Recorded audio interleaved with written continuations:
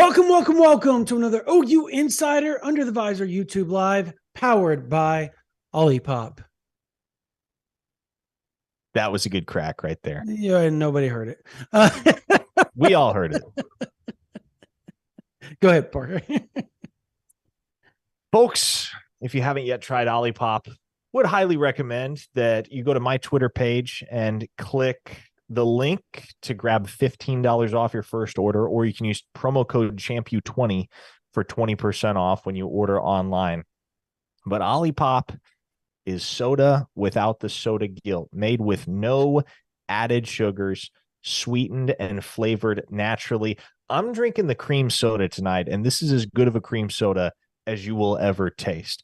You taste the difference between that artificial flavoring that makes it taste like you're drinking a marshmallow and real vanilla extract. This stuff is fantastic.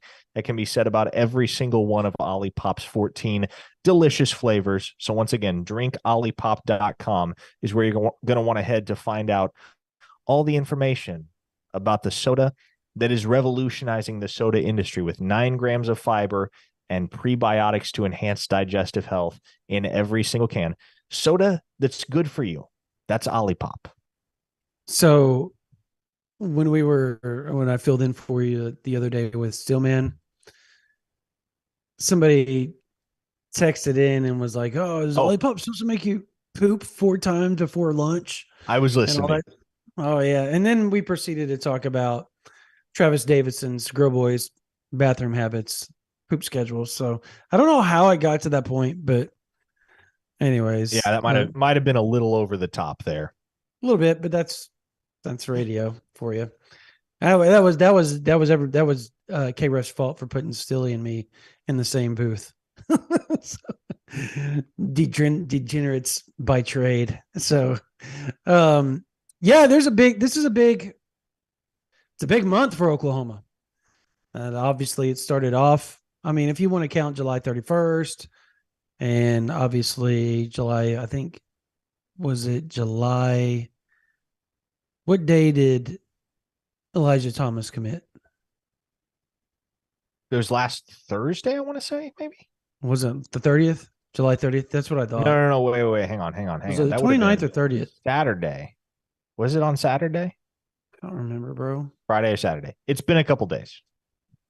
I am so it's been a lot to process over the last week or so. A lot happening.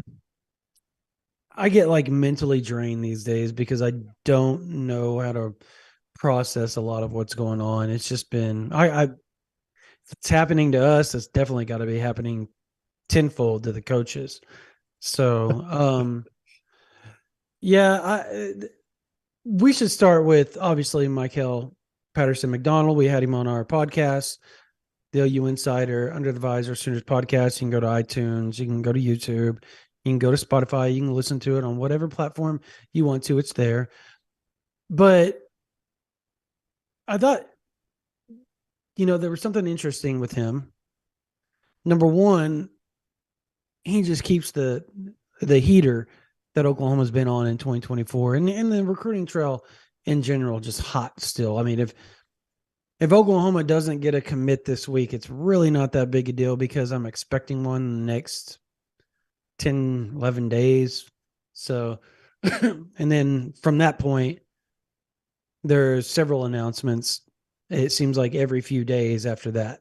So there's a chance for Oklahoma to just stay on a heater the month of August. It could really mirror, as far as numbers go. Am I wild for saying this? It could mirror, as far as numbers go, what July was of 2022. But it would be combined 24 and 25. If things play out the way we envision them playing out. Because you got to look at it. Announcements. Okay, let's do the announcements we figure are going to take place. We figure Jaden Nickens is going to pop at some point in time, and I know he's got a date put up there. I don't know if that's going to be a top whatever, but Oklahoma is in a really good spot for Jaden Nickens. I like their chances there. I put in a future cast in for him just earlier, right? You have the 14th with Josh Sosa. You have the 14th with Williams Nwaneri. Could be a 2-for-1 on that day. That's correct. Right. Correct. So that's 3. There's a chance of, and these are guys that don't have exact dates. I know everybody's saying Durham on the 10th. Yeah, okay, Durham on the 10th. There's 5. There's 5 potential right there, right off the bat. First 14 days. Now you get into the 24, 25, 26, and we know of 2 on 2020 on the 24th, 1 in 25, 1 in 24 that should be announcing on those days, right? Correct? Yes. As long as the timeline's holding. As long as the timeline's hold, that's correct. They're not set in stone, but behind the scenes, they have specifically told us that's their due date, if you will, their commitment date. And so that would be 7. The 25th is now, there's somebody that's announcing on the 25th, not just Caden Durham. Who is it? Because Durham's announcing next week now. And yeah, the 25th. It was somebody. I thought maybe. Well, David Stone announces on the 26th, obviously. 26th. I don't know. I think Durham was the only one. I think Durham was the only one they're supposed to announce on the 25th. But we also expect Boganowski to set a date at some point. We expect Eli Bowen to set a date at some point. So that would be 10. And there's some 25 guys that are just, they're just right there that Oklahoma, if they can just reel them in and get them to pop, you could be looking at double-digit commits if everything works out the way things. Now, we all know it's recruiting.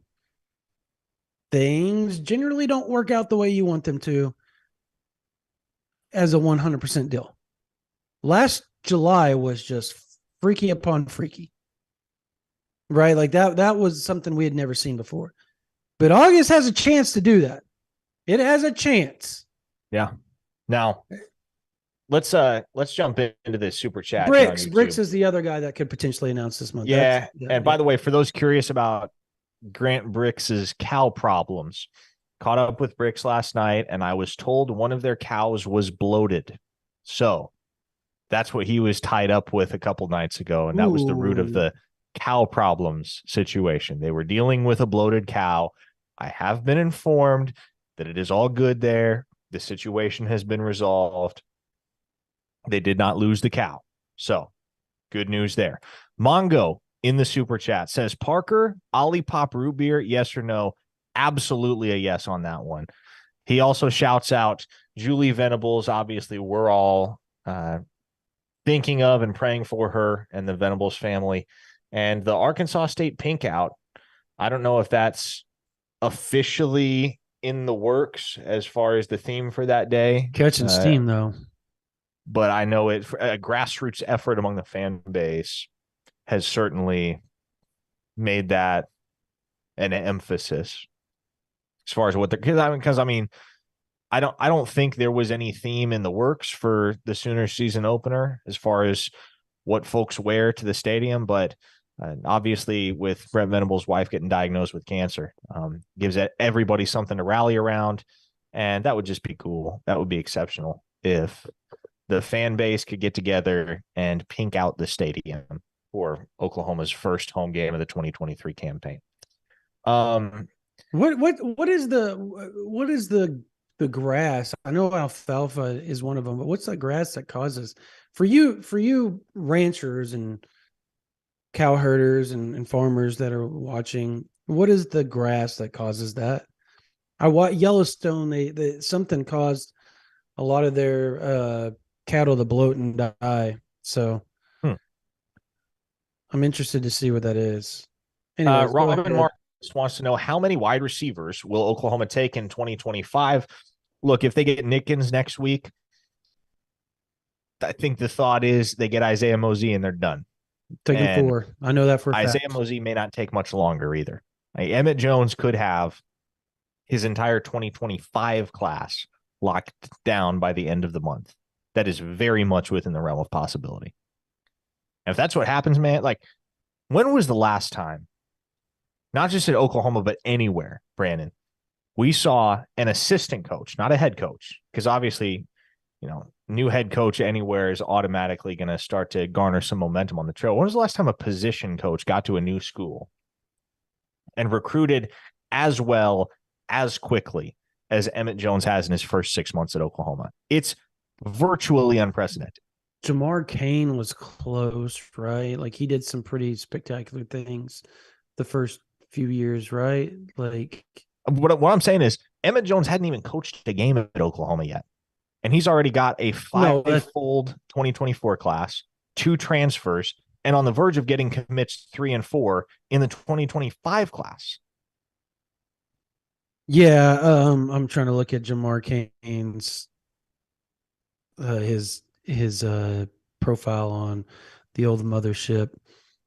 Yeah, so here's what he did was when he arrived at Oklahoma, he got Clayton Smith, who was a 5-star at the time, but obviously didn't pan out the way a lot would have liked him to.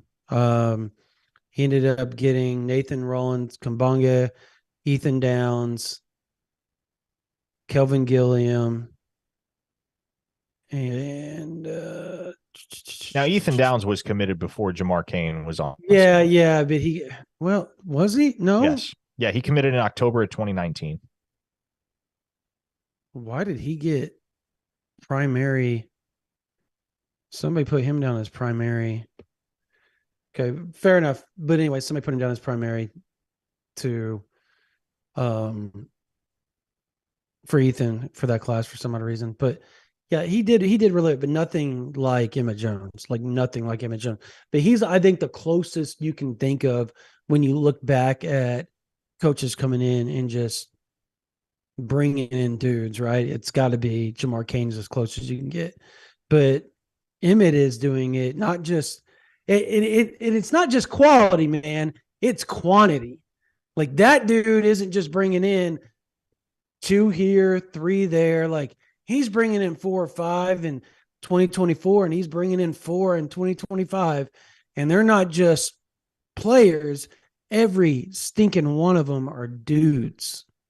And, we look at KJ Daniels. Everybody looks at Kelly Daniels, KJ Daniels, whatever you want to call him. And they're like, man, like that's the one guy you look at and you're like, well, he's not that big of a name. Well, Parker, we saw him at the Under Armour camp. I would put him up against Gentry and all those other guys in a race and think he would hold his own. Yeah. Kevin Seltzer, he can fly. Well, and one of the things that immediately became apparent when we saw him was, man, he can go to 0 to 60 like that. The acceleration is off the charts for him. And then we saw some of the data in the aftermath of that Under Armour camp. And out of all the participants there, the one that had the fastest 10-yard split in the 40-yard dash was KJ Daniels. So want to talk about a guy that can kick it into 5th gear, the snap of your fingers. He certainly can. Chris in the super chat asks, what is your opinion on the fact that Caden Durham and Colin Simmons' commitment is on the same day? Well, seems like, and look, both of those guys love to throw curveballs, as it were, but kind of get the sense that you figure those two are committing somewhere together. And if they're committing somewhere together, they're committing to LSU together. And it's been an LSU-Texas battle for Colin Simmons for quite a while. Caden Durham, that's been an OU-LSU battle for quite a while. With LSU the common denominator and those two committing on the same day, unless they are just going for the most masterful troll job of the entire cycle, the safe money says those two land at LSU together. And all the momentum in the Durham recruitment in particular, which is the only one that OU fans really have to care about right now, is for LSU. LSU has been the one picking up steam in that race. Yeah, no, I mean, I talked to somebody today and it was just like, okay, whatever. Okay. Like, I think they feel pretty content with how everything's going with the running back room. I mean, okay, so let's say they land hypotheticals, they land Andy Bass or somebody like that, right? Well, He's not going to carry as much weight as the name Caden Durham nationally, but we've all seen him. The kid is an absolute freak. When we talk about speed, he has that and then some. And he can do a lot of things versatility wise that I think is a bit different than what you might get with a straight downhill runner, the way that Taylor Tatum is. He's got some shifty. He's got some wiggle in them hips. So I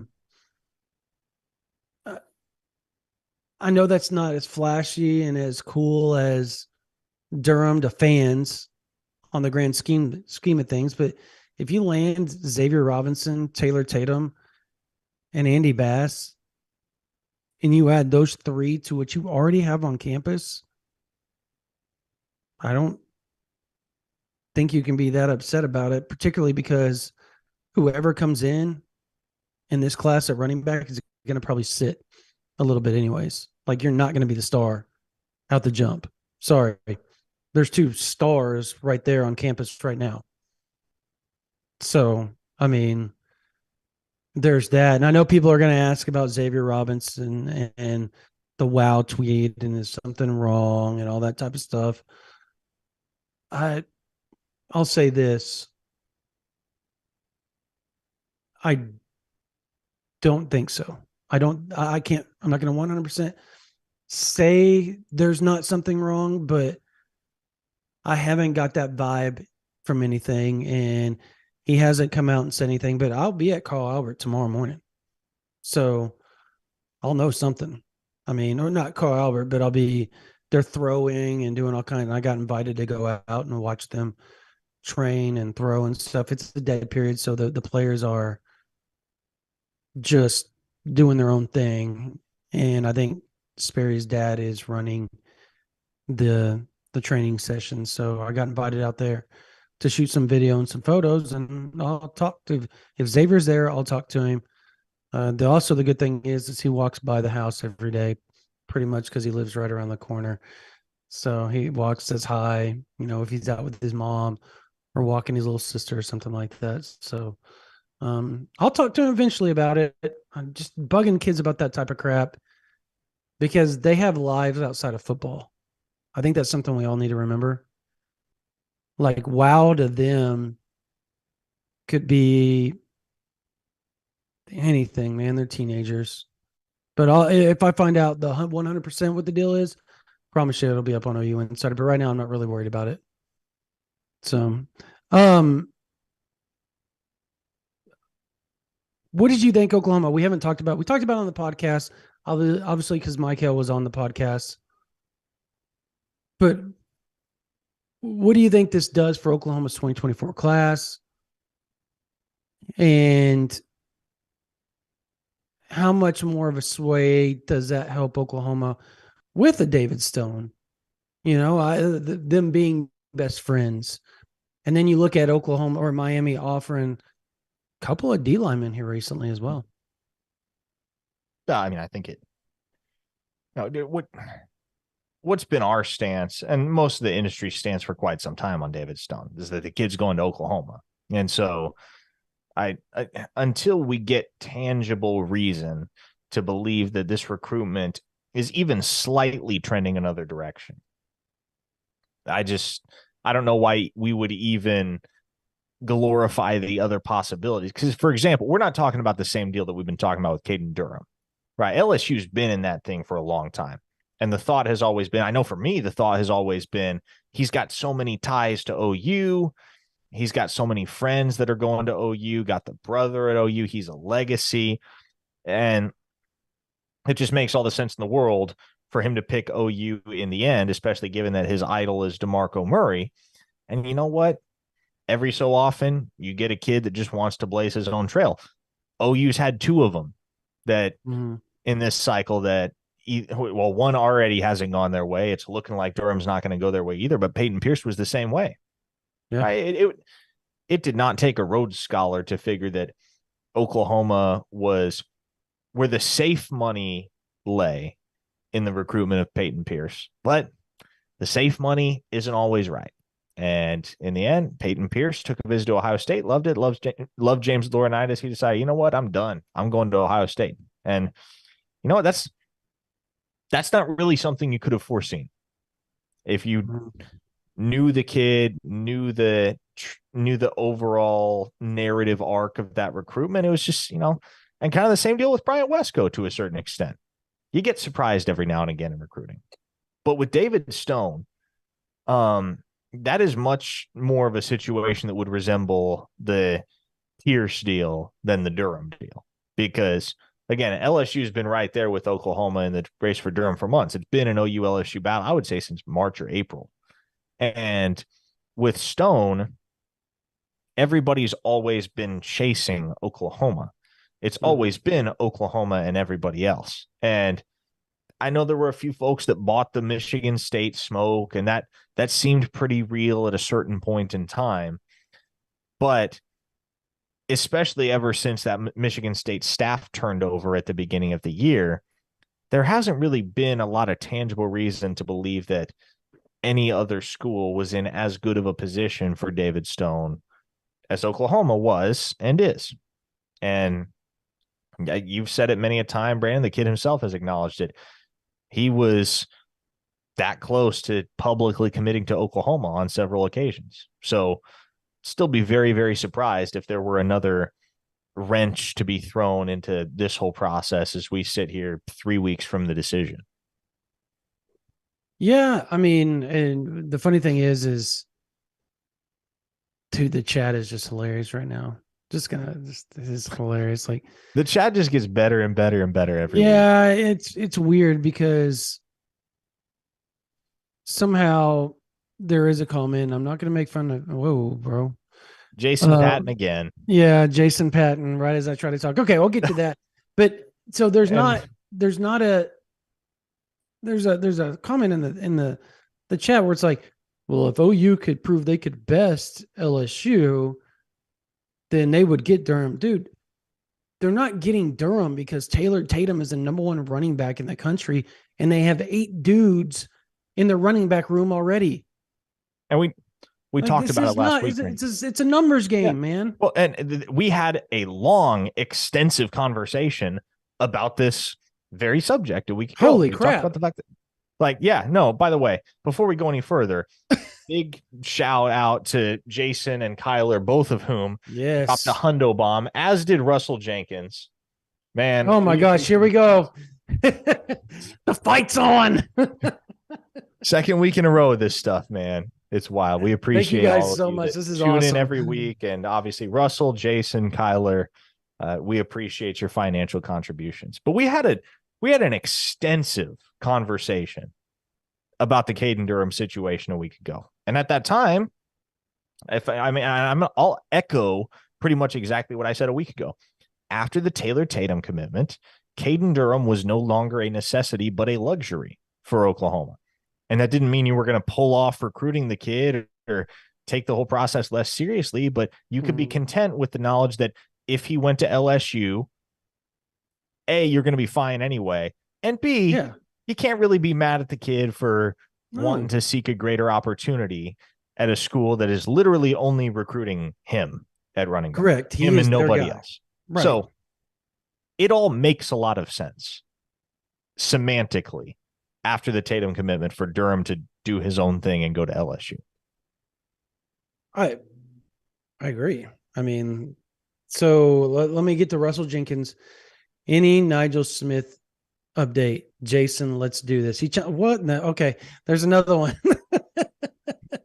Here we go. The fight is on. This is hilarious. This is funny. Fantastic. Okay, Mongo, Russell, thank you. First off, I really want to get a soundbite instead of Leroy Jenkins. Every time Russell Jenkins donates, we get a Russell Jenkins type deal off of YouTube and just kind of dub over it. But look, Nigel Smith, he's going to visit Texas as his final official visit. I think that's correct.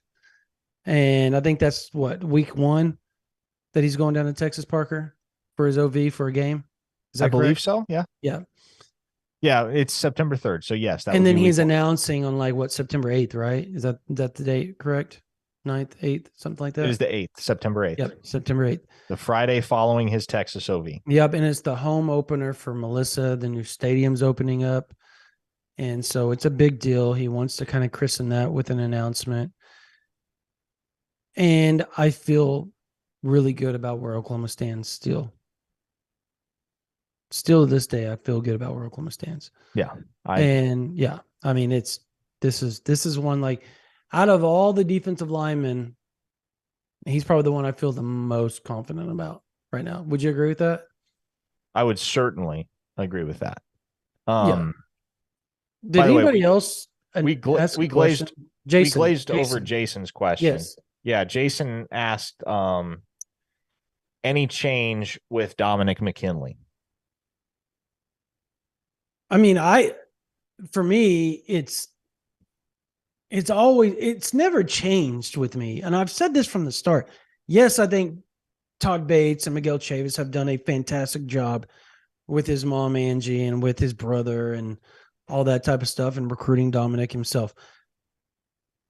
That said, he's in Louisiana. He's an hour away from LSU.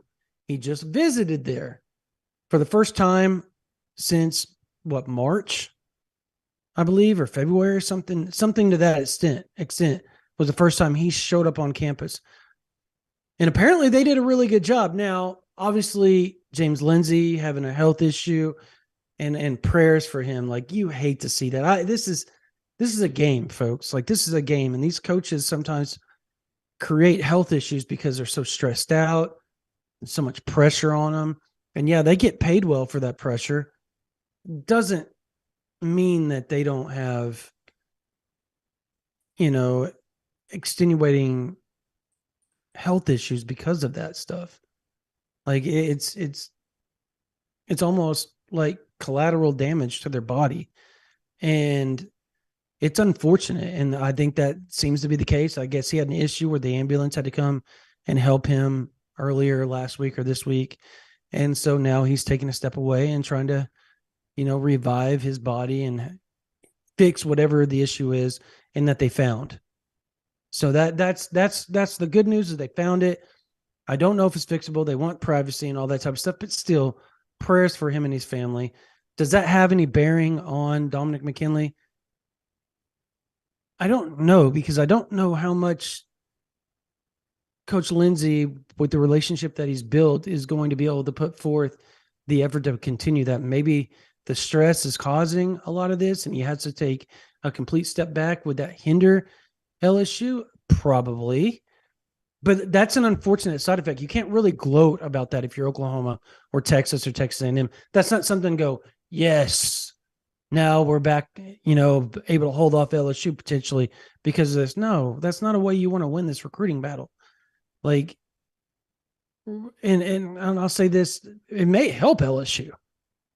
Like, as far as, just they have sympathy. They see everything that he's going through, and it may draw them closer to him and to LSU. So there's also another side to that.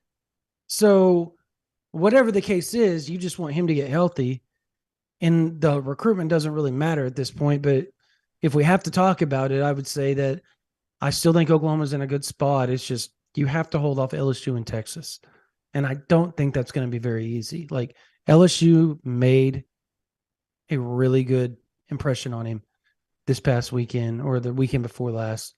And, but I do think the further it gets away from that visit, if Oklahoma can get him to come up on for a game, that may be a big deal. If they can get McKinley up for a game, now that's, your ears, your eyebrows are going to raise a little bit and be like, oh, okay. Because that would be number 4 since February.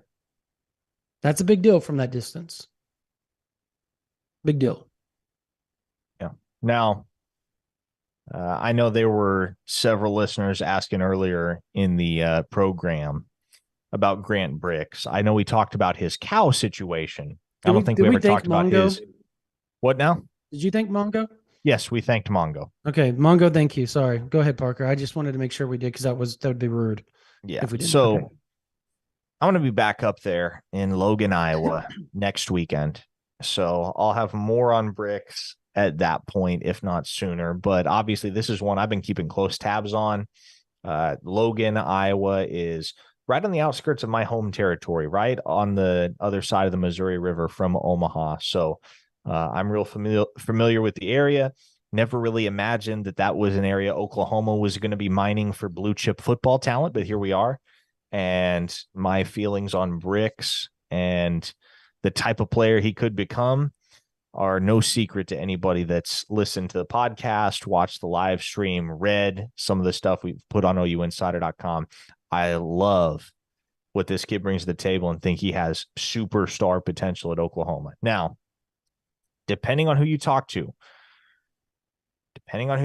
you're looking at either an OU K-State battle here down the stretch or an OU Nebraska battle here down the stretch.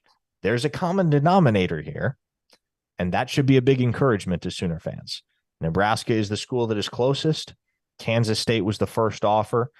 But one thing that I have gotten a keen sense of in talking to several sources close to that recruitment, as well as to Brix himself repeatedly, is that the family seems to have a preference for Oklahoma, especially the dad. The dad seems to have a strong preference for Oklahoma right now. Grant himself, he's having a tough time making a decision. And I think a lot of that is due to the fact that he's got to tell coaches no at some point. He's got to tell coaches at schools that he's become very familiar with that he's not going to be attending their institution. I think that's going to be especially hard with the Kansas State staff because Kansas State was his first offer. They had a jump start on building the relationships by a couple of months. And so I don't know exactly what the timeline looks like here for a decision because, heck, I just talked to the kid last night. He doesn't know right now what the timeline is for the decision. But it's OU, it's Kansas State, or it's Nebraska.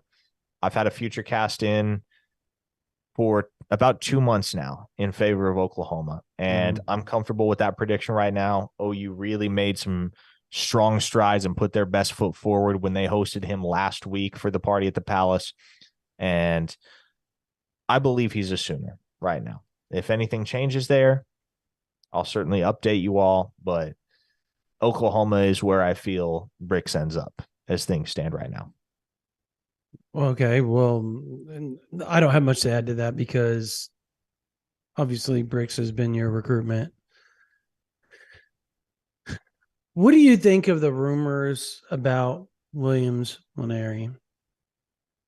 It's going to be asked, and it's been asked 1,000 times in the chat already. We might as well touch it. We've already been accused of saying we're going to say OU leads up until the very end, just like Zadavian Sims. So, yeah, or that we'll say he's all OU up until I think that was the exact way it was phrased. And look, I never have I sat here and told you Williams Nwaneri is all OU. In fact, what I will sit here and tell you is that the final decision has not been made in the Nwaneri recruitment. And at no point has it ever been, at no point have I said the words or have you said the words that Williams Nwaneri is all OU, because that's never been true. He's always been impressed. Tennessee, Georgia, and had strong relationships with several schools. Now, I think the Tennessee stuff was kind of overblown. I think the Georgia stuff to an extent was overblown too, but Missouri has kind of always been there. And there was a time where Missouri faded a little bit, and I wouldn't have put them much higher than fourth in the race for Nwaneri. But what needs to be understood about Nwaneri, Missouri, is that Missouri offered the kid 6 months before Oklahoma did. Now, Oklahoma wanted to see him with their own two eyes. Well, Oklahoma wanted to see him before they offered him. So they got him to camp last June. They made the offer there. Missouri had offered him in December of 2021. So Missouri staff had gotten the chance to start building relationships with the kid before OU did, before OU had. And relationships go a long way with that kid. And he's a Missouri dude. He's a Missouri guy. He's grown up in the state. Missouri is home for him. And so Mizzou, especially being the Power 5 program that's, not the program that's closest to home. I think that would be KU, but they've kind of, been tugging at his and his family's heartstrings a little bit and trying to find their way back into this race. And they have. At this point, it's an OU Missouri battle. And I first reported that 2 weeks ago, and I stand by that today. Georgia's not in the picture right now, at least as far as my best intel on the situation, nor is Tennessee. And from what I was told, Nwaneri straight up told Oregon last week when he was on the visit that he's not going to be committing to Oregon. So it's OU, it's Missouri. The reason I have expressed confidence about where Oklahoma stands in Nwaneri's recruitment for quite some time is that there are simply a ton of reasons why Oklahoma makes sense for him. And if we're weighing all the traditional factors that come into play with one of these decisions, Oklahoma is very clearly situated better than anybody in that regard when you take a look at how much they have going for them with peer-to-peer relationships, with coach-to-player relationships, with coach-to-coach relationships, when you consider that Jamar Mosey is a former Sooner himself. And the scheme that Oklahoma runs is a hand-in-glove fit for Nwaneri and his skill set, and should lend him the opportunity to be a monster at the collegiate level and in the SEC. So I think Oklahoma does have and has had the most going for them in this recruitment. He came very, very close to shutting it down in March. That ultimately didn't happen. He continued taking visits, and Missouri got him on campus in late June for the OV and really made some headway, getting themselves back to close to square with Oklahoma. But you'd be hard pressed to convince me that there's been a time over the last 5 months where Oklahoma hasn't led the race here. Now, it's a week and a half till decision day for Nwaneri. Could things change between now and then as far as how I feel about this recruitment? Certainly. But right now I'm rocking with OU. And you talk to folks on the OU end about the Nwaneri situation and how they feel. There's a prevailing sense of comfort. And I think that's what speaks the loudest to me. It's just that folks in and around the Switzer Center just feel comfortable right now about where they sit with Nwaneri. So let's talk NIL on this. And there's two rumors out there. One, the NIL $750,000. Two, that his dad is like this diehard Missouri fan and that he wants him to go to Missouri and all that type of stuff. You and I talked about this off air. You know where this is coming from and all that, but give us your spill on that, on both those instances. Look, as far as the dad situation is concerned, I want to emphasize that these are exactly what you called them, Brandon. They're rumors.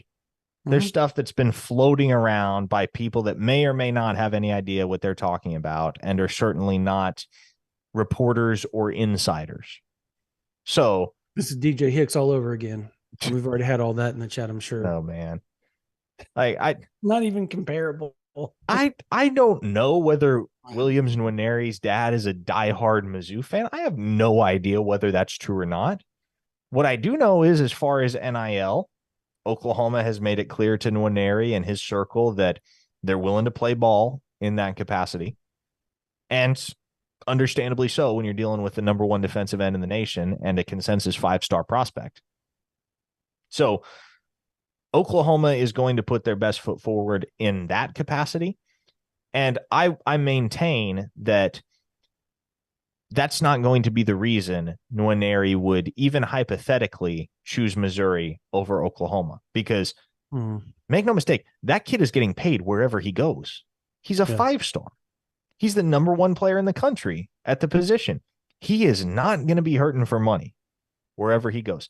If he goes to Missouri, if he were to pick Missouri over Oklahoma, I think what you would soon find in the aftermath, when he started doing interviews and explaining the thought process, what you would find is that in the end, he wanted to stay home and he wanted to play for coaches that had invested in him and believed in him and made him a priority for upwards of 2 years. And that's not to say that Oklahoma hasn't. But again, Missouri had an advantage of several months in building those relationships.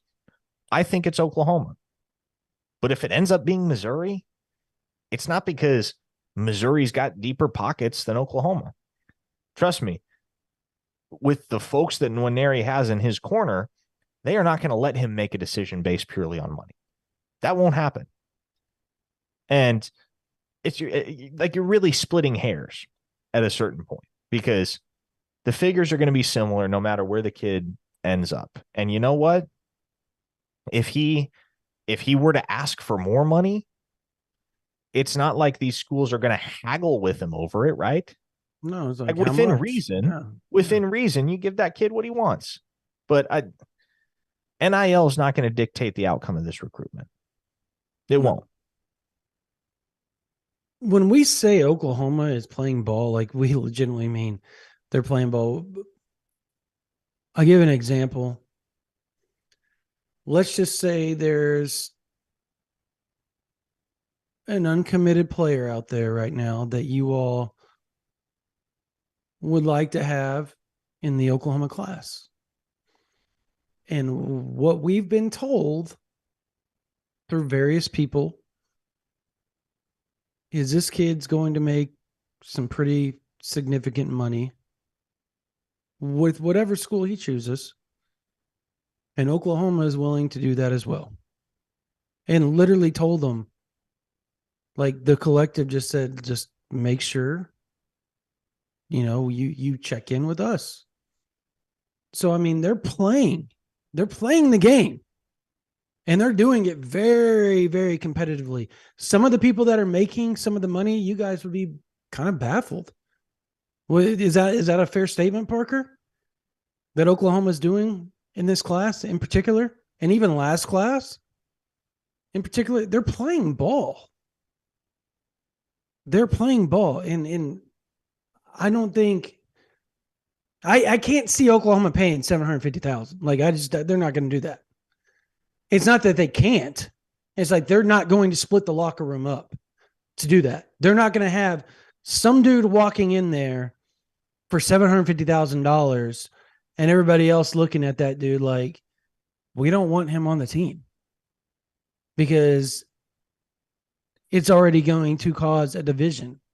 And that's why BV and the Oklahoma staff has talked about everybody making money across the board no matter what.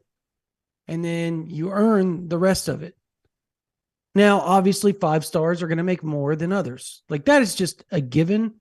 Everybody understands that. The team understands that. If you come in as heralded as David Stone, Williams Nwaneri, Taylor Tatum, Devon Mitchell, you're going to get potentially more money than everybody else.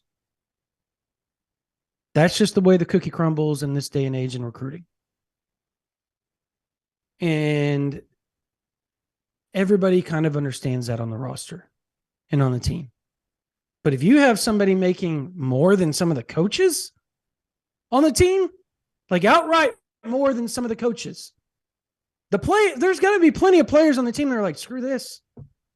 Why would I want to play on the team? So if that is the case, could you imagine the Missouri teammates if he walked in there, Parker, just $750,000 in his pocket? How mad do you think? Like hey, Drinkwitz is already on the hot seat. And people aren't going to play hard for you because you're paying one dude more than you're paying half the position coaches. I mean, look, there's hey, this in the NFL. There's NFL, okay, but this isn't the NFL. And don't you think that would split the locker room even more? Do you not agree with that, Parker? It certainly has the potential to. It does. I just wild to me. We got a couple more of super chats. Yeah. We had a listener drop $20 and say, I want to see Parker do a happy dance if Brix chooses OU. Unfair Sports dropped $10 and asked, what does 2025 offensive line recruiting look like? Well, it's still a little bit early. Yeah. in that regard, because I imagine after the conclusion of this season, Bill Bedenbaugh will probably kick out a few more offers as he gets better evaluations on guys based on their junior film. But right now, some of the guys that OU is in good standing with include Michael Fasusi, the offensive tackle from Louisville, Ty Haywood, the center from Denton Ryan. And help me out here, Brandon. Am I forgetting anybody? Okay. You said Especially Ty Haywood. You said Lamont Mont Rogers, Rogers. Yeah. Mesquite Horn. Yep. Yeah. Those are the top four guys that they've been after so far, and they're in a good spot for all four of those guys. That's the crazy part about it. I guess let me go look at the roster, the offer list, and I can tell you. So if you want to kind of dive into some things here while I uh, do my research and wait on this phone to prop up here for 2025. All right, so here we go. Here is the offer list for 2025. Oh my God. Right as I say that, it stalls out, of course. All right, I'm gonna reload. Dial up internet, AOL internet here. Okay, here's the offer list for 2025. You said Fasusi, right? You I said did. Ty Haywood, Owen Hollenbeck. You say that? Owen Lamont Hollenbeck, that's Rogers. another name to know, certainly. Yeah. Melissa, I think teammates with Nigel Smith. Jonte Newman out of Cy-Fair or Bridgeland down there by Houston. He came up and camped at Oklahoma and was really good. Earned an offer. I was amazed. And his dad really likes Oklahoma. He even said, he goes, man, we came up here to get that offer because Bedenbaugh develops. I was standing right next to him when he said it, and we were just kind of chatting about his recruitment. He went to A&M, got an offer there, and he said, we're just making the tour, trying to get the offer. It was his stepdad, actually, that had told me that. And I think Oklahoma has a decent chance with John Tatum. Now, I think A&M is probably going to be hard to beat. Same with Texas, but I think if you're going to make it all the way up to Oklahoma to get an offer, you've got a decent chance. I think Isaiah, excuse me, not Isaiah. I think Douglas Utu, is that what you say? How you say it? Las Vegas? Yeah. Yeah, out of Bishop Gorman. Obviously, Bishop Gorman, DeMarco Murray, Bill Bedenbaugh, Jake Taylor has already come from there. So I think there's inroads there. That's a name to know. And I think I guess I would say that's about it. I mean, Jordan Coleman. Jordan Coleman. How could we forget Jordan Coleman? 4-star out of Cedar Hill, Texas. I believe his brother is that Isaiah, his brother, correct? Or Antonio Coleman's his brother, right? I don't Antonio know. Coleman? One of the two. Anyways, maybe that's not it. But point being is he's got a brother that's an offensive lineman or a defensive lineman, something like that. So they would have to be kind of a package deal, from my understanding at this point, is what they're looking for. But those are names that you should know at 25 offensive line. And I think Oklahoma is in a good spot for at least 3 or 4 of those guys already. Captain 405 just dropped $20 and asked any update or change in the Terry Bussey recruitment. No. Aggie. Give him the thumbs up for gig him. Yep. Feels like that's where that one's going to end up, and I'd be surprised with any other outcome. Correct. Brandon, let's talk about local media day yesterday, because Brent That's Venables and his staff and players had some interesting things to say.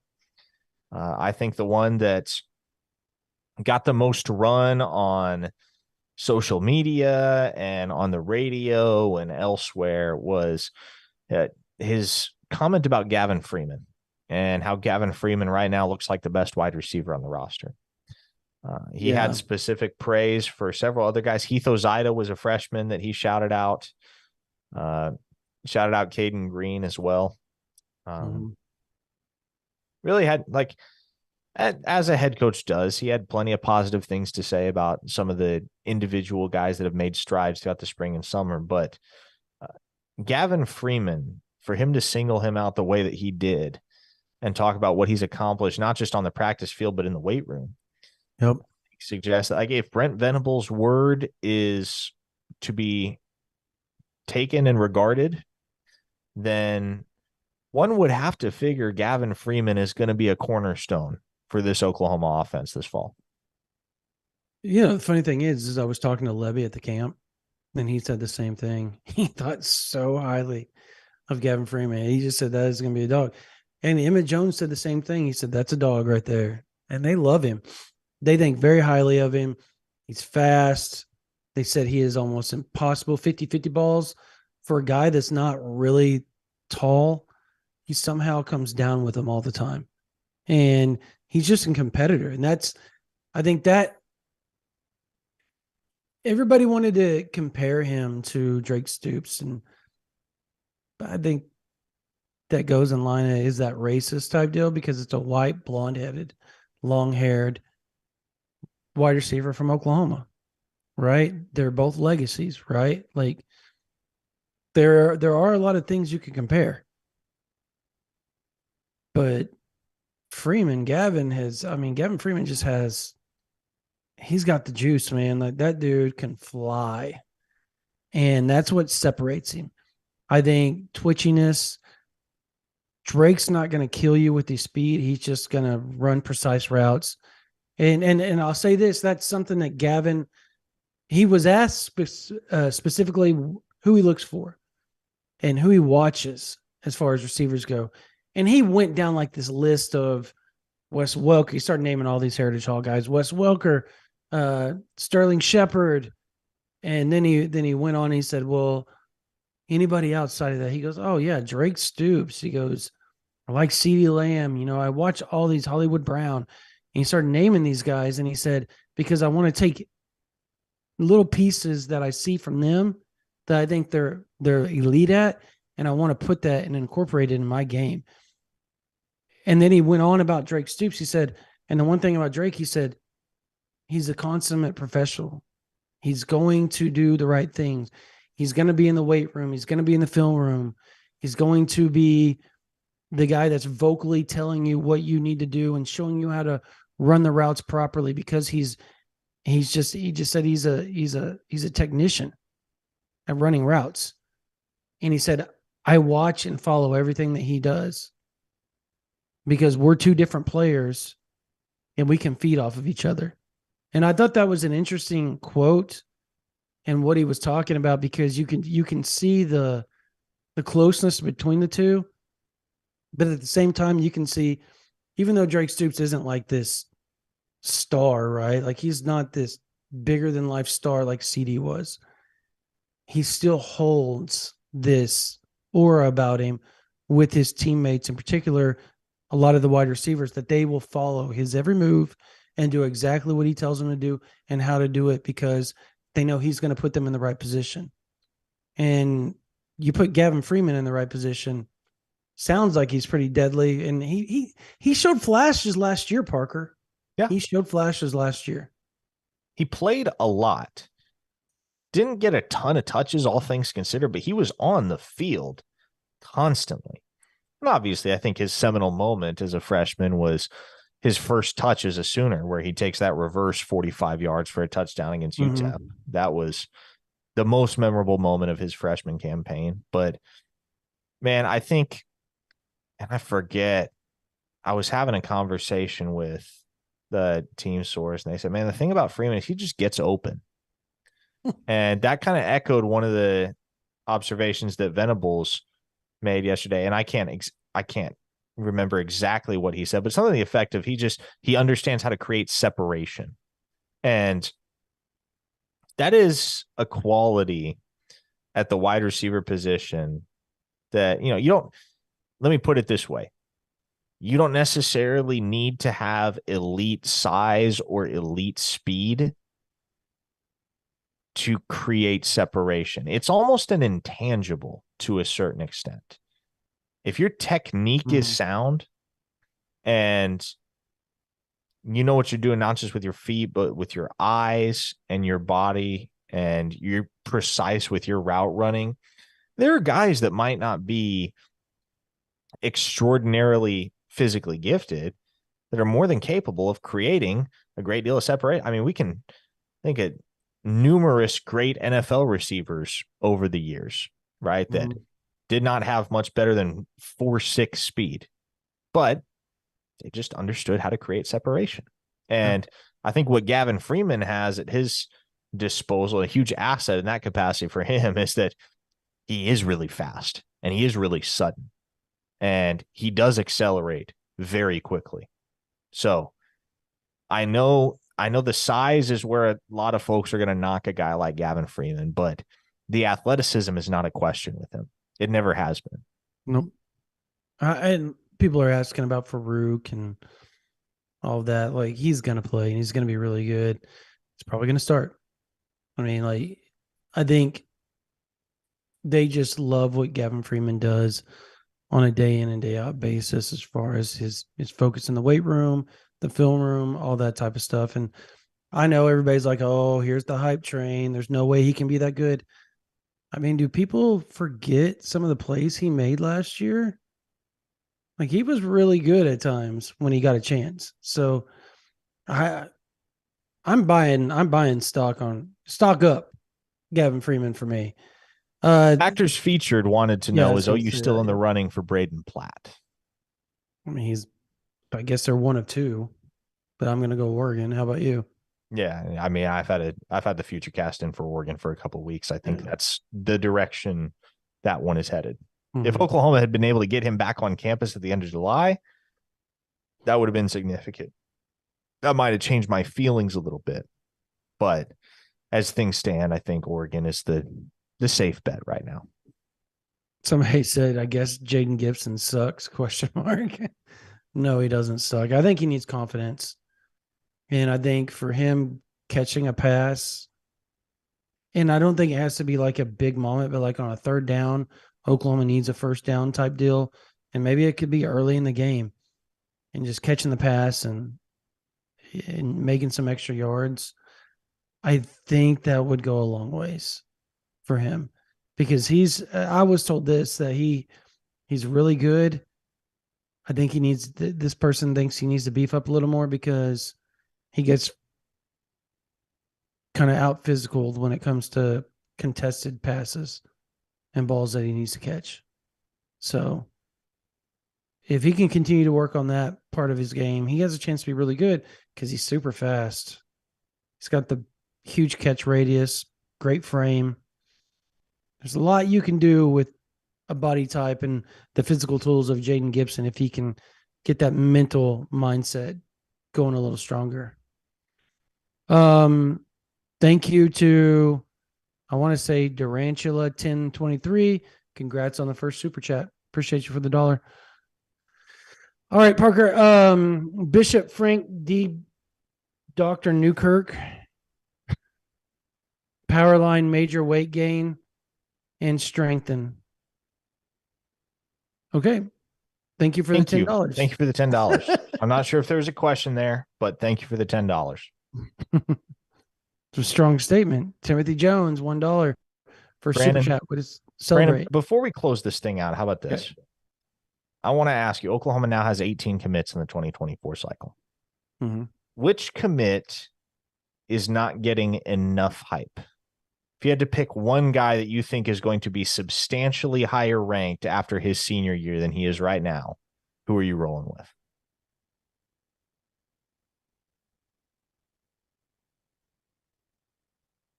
Wyatt Gilmore. Yeah. I kind of figured that's the direction you might go. Yeah. Expound on that a little bit. Well, because when you watch his film, yeah, he's not going up against, like, he's not playing Oklahoma or Texas high school football. How about that? So it makes it a little bit harder to gauge, but at the same time, he does what he's supposed to do against that competition and just absolutely manhandles them. He's quick. He's fast. It's going to sound super weird, and I know people are going to take it to left field. He's got good hips. He bends really well. He's powerful with his hands. And I think once he learns technique, because he doesn't know technique right now, he's just strictly a power and speed rusher, and he knows how to get skinny whenever he is, going between the tackle and the guard or stunting, if you will, or trying to make a finesse move to the inside. He knows how to get skinny. He knows how to bend around the edge. He has a chance to be really good. I'll say this. There was a source in Norman that I talked to. It was before he committed to. So this is why I take it as believable. And he said, if this kid was playing in the state of Texas or even the state of Oklahoma, he goes, we would be talking about this kid, or he said, pointing at us, Parker, you and me. I wasn't really pointing, it was over the phone, but he said, you guys would be talking about Wyatt Gilmore in the same breath as you guys talked about Colton Vasek last year. And that's where I asked him to expound on it. And they were just said the same thing. They said, go watch this film, and told me what to look for. And so I did. And I really, really watched it this time and not just went, okay, yeah, he's good. He's athletic. He can play the pass. He can do a lot of different things at that spot and what they're looking for, versatility, right? And he's got his frame is, he can pack on some weight. Like, he's not there yet physically. And so I see it. I see what they're talking about. And I think the fact that now he's committed to Oklahoma is going to put more eyeballs on him when his stats and when he pushes out the first 4 games of his film, and we go to our national guys and say, this guy needs to be a 4-star, they might believe us. Mm-hmm. So I think that's why I choose to go with Wyatt Gilmore there. Who's yours? I would go with James Nesta. That's a good one. Again, too. Really good one. Somebody that Oklahoma fans probably aren't terribly familiar with because he plays out in North Carolina, and somebody that didn't really blow up until his junior year. And so when I watch his junior film, I see a guy who's relentless and mean. Mm-hmm. And those are pretty good traits to have if you're going to play linebacker under Brent Venables. So I think James Nesta is probably a guy that if he'd gained a little bit more attention earlier in his high school career, maybe he is already ranked a little bit higher than he is right now. But I think if he has the senior year that I expect him to have, and he puts another year on tape like he did as a junior, we're talking about a consensus 4-star guy by the end of the cycle and a top 300, maybe top 250 player. I could see that. I don't necessarily think, I don't necessarily think, especially being a linebacker, that the kid has a top 100 ceiling, but definitely a guy that should be a blue chipper across the board by the end of the recruiting cycle, in my mind. So, Speedy Lightning, thank you so much for the $199. And I'm going to read both of you guys because you said the same thing. And Colton Croft, we're still waiting for the answer. Did we ever figure out what Dean Blevins' bench is? Parker, I'll let you handle that. I'm dipping out. Dean did not disclose that. I don't think he benches anymore. That's what he made it seem like. By the way, yeah, he's had like hip surgery and back surgery and all kinds of stuff. But by the way, people kept saying Okoye in the chat when we were talking about committed guys, not those that are uncommitted. If we're talking committed uncommitted guys that Oklahoma's going after right now, Michael Boganowski and Danny Okoye 100% will be surgers in the rankings, I believe, as their senior year goes on. Danny has a chance to be Okoye, has a chance to be downright special. That dude was doing windmill dunks at the party in the palace at 240 pounds. Windmill dunks. Him and Devon and Grant Brix were putting on a show, they said. I am once again reminding you that Grant Brix would be a 5-star if he played in the state of Texas. You're probably right. He is top 100 right in small town Iowa. That alone is impressive enough. Mm-hmm. If that kid were playing the competition that he'd get in the Lone Star State or somewhere like Florida or Georgia, 5-star material. 5-star material. 100%. Okay. We want to thank you guys for coming on here. every Wednesday. We're here at 8:30, and we keep getting having over 1,000 people watching us. We can't wait for the season because I think everybody's going to be hyped. We want to hit 2,000 by OU Texas, streaming with us online here. And if you want to get the notifications, if you keep forgetting and you're watching this right now because it's recorded, subscribe to this channel and turn the notifications on, that little bell, and guess what? It'll notify you when we go live. We have over 10,000, almost, I think we're a quarter of the way to 11,000, and that's all thanks. Dude, you OU fans freaking rock. I mean, between the super chat, you subscribe here, you subscribe to OU Insider, which you should right now. Huge August, fall camp, all these potential commits, these announcement dates. You got recruiting rolling around, the season kicking off. Right now is the time to do it. $99.99, $99.95 will get you 1 year. Will get you 1 year all the way to this very date in 2024. You'll get the season. You'll get the fall camp. You'll get all the commits. You'll get the bowl games. You'll get the national signing day, both of them. You'll get all the junior days. You'll get the spring. You'll get all the official visits. You'll get the party in the palace, the champion barbecue. You'll get all of that if you just pay $99.95 right now. Or if you just want to give us a try, go to ouinsider.com, sign up, and you can pay $9. $9.95, which is literally $2 less than a cup of coffee at Starbucks. Literally $2 less than a cup of coffee at Starbucks. And you can get us for a whole month. Give us a try. If you don't like us, you can cancel. But we think you're going to like it. There's thousands and thousands and thousands of OU fans on OU Insider. The community is growing fast. We are the fastest growing site on Rivals right now. And that's you guys. It is not Parker and me. It is you Sooners fans that make that happen because we don't have a job if you guys aren't willing to put up with our nonsense. So we thank you so much. Again, subscribe here. Go give us 5 stars on the podcast. We can't thank you guys enough. We feel super blessed to be doing what we're doing. Thank you, thank you, thank you. All right, that's going to do it for this version of the OU Insider Under the Visor YouTube Live, powered by Olipop. For my man Spencer Forsythe on the board, for my man Parker Thune, my name is Brandon Drum. You guys have a blessed night.